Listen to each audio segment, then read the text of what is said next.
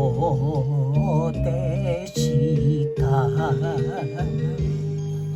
だから会いたい。夢でも一度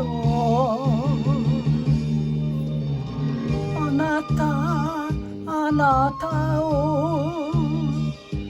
忘れはしない。無情の雨に濡れながら越後水原たたずむ鳥よ。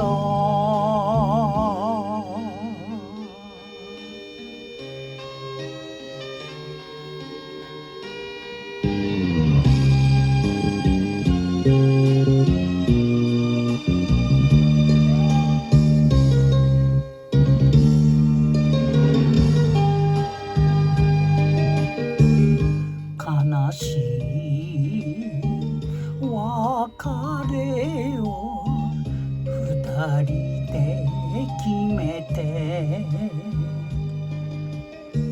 一人の暮らしも慣れました。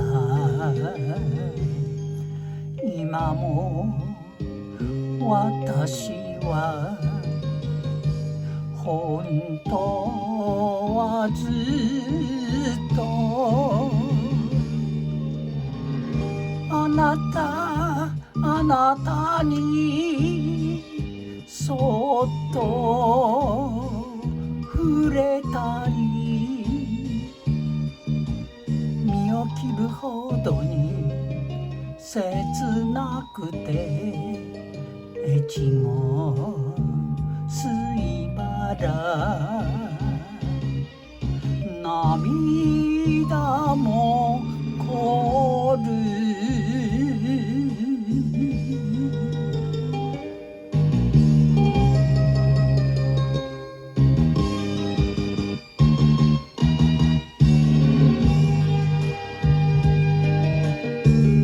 定めに散らした私の花は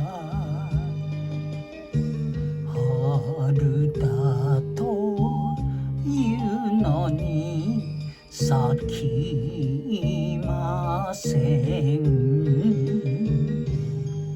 誰もこの世で愛せはしない。